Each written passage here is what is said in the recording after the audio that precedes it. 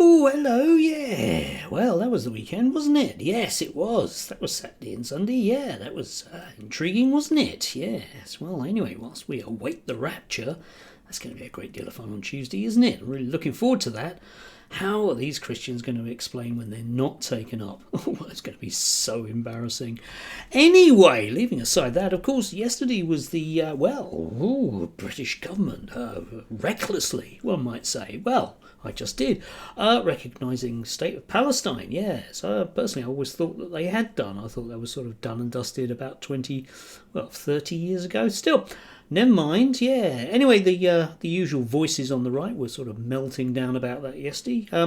Did have to smile at the Daily Telegraph because they got their retaliation in early with this particular article.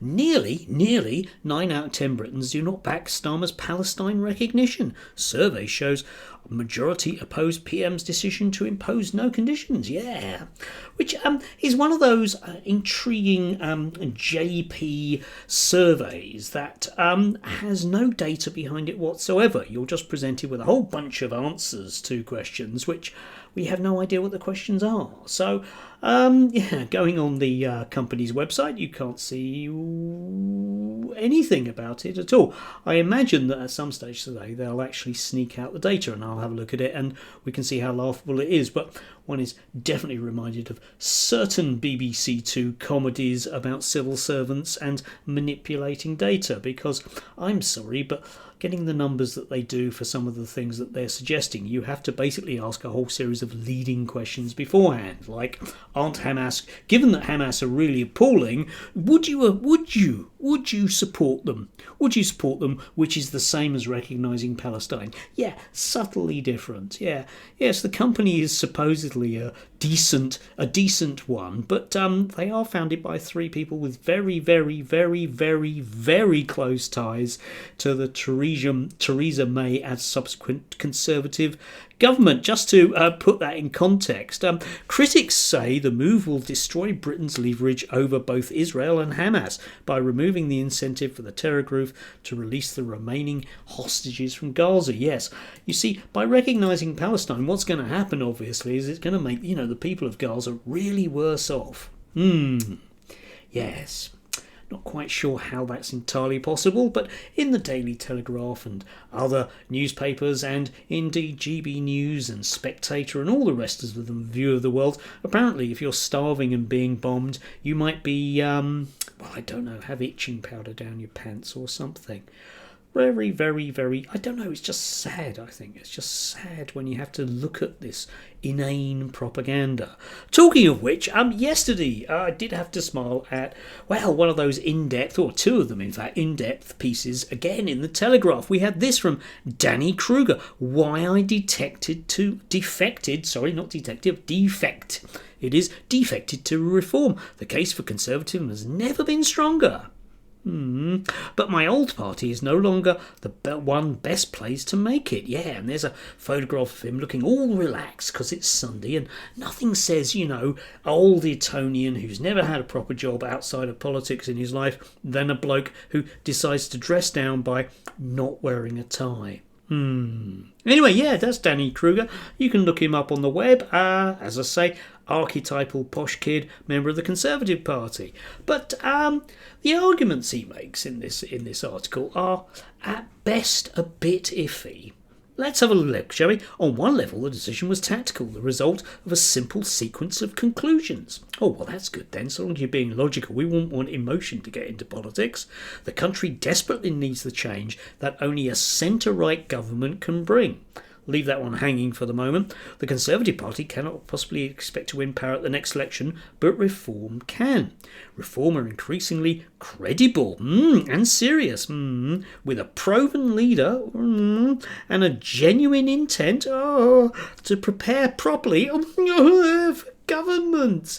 Yes. Yeah, wow, that's an awful lot of different things, all in the same sentence that we can all agree on.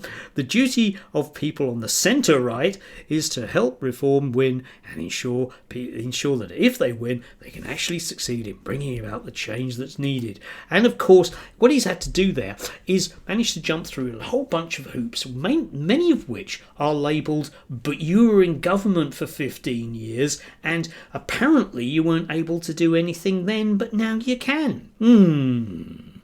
Yes, that's him for you. Yeah, that awkward thing that you got with the Conservative Party, especially in about the last 5 years, whereby in order to complain bitterly about all the things that haven't been done, they have to basically complain about themselves. And I do love the notion of the centre-right, because I'm sorry, Reform and Danny Kruger and the rest of them are these movable feasts. They will simply say anything in order to get into power, because the important thing on the centre-right, of course, is to do more of the same. And let's not forget that Nigel Farage welcomed Danny Kruger to the team because he'd been elected on a Conservative manifesto, which is just exactly the same things that, Nigel believes in. So what we need to do is vote for Nigel, and that way we'll get the Tories like we did last time, but better Tories who are going to do a better job.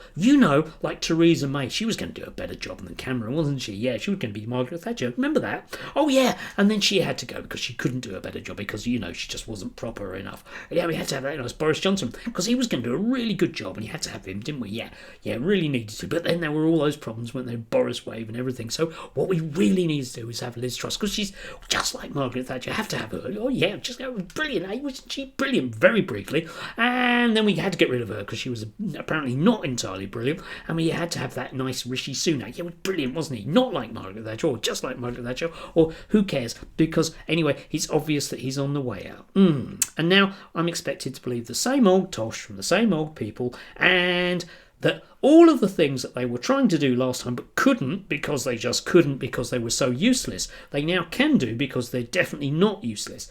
One has only to look at all of the councils that Reform is running, like Kent, to see how obvious it's going to be that they are the people to trust. And I certainly trust Nigel Farage. Good grief. You think you should do as well. Anyway, farcical. Also in the same paper, we had an in-depth one for Sir Michael Ellis. This one, the radical right-wing reforms needed to fix Britain's democratic deficit. Yeah, just read that for yourself. It's a corker. The state is broken. There are 10 ways to save the UK from the road to ruin. Yeah, apparently, right, okay, we might be on the road to ruin. Yes, news to us proles. Still, there you go, yet another member of the establishment who says, well, what we really need to do is gather all of the more power into the centre, get rid of these extraneous bodies like, the civil servants and judges and external courts and leave the UN. Yeah, that was one of his ones. And then we'll all be free. All of us will be free. All of us will be free, apart from the ones that won't. And you can bet your bottom dollar that the percentage of people that won't be free won't include Sir Michael or Danny Kruger or Nigel. Yes, or indeed their mates that are paying for all of this stuff. People are finally starting to ask some awkward questions of Nigel and the paymasters behind him, and unfortunately for Reform, the longer it goes on, the more dodgy they'll look. Oh, good grief, that'll be awful, won't it? Still, never mind, we'll just have more centre-right, gotta love that position. Once again, I have been told for the vast majority of my adult life by Conservative politicians that all they need to do is just gather more power into the centre and then we'll all be freer. Well, I'm sorry after 40 years if I'm not quite buying into that. Still, that's just me being cynical and a member of Antifa, which reminds me, actually, I need to pop off to the local chapter house. Yeah, it's being held in a Quakers meeting house along with the other Marxists. Do have a lovely day if you can do, and just remember, we'll all be better off very, very, very soon. And that democratic deficit that you're feeling will soon be gone completely. No more democratic deficit. Yeah, maybe the deficit, but certainly not the democratic, eh? Lovely.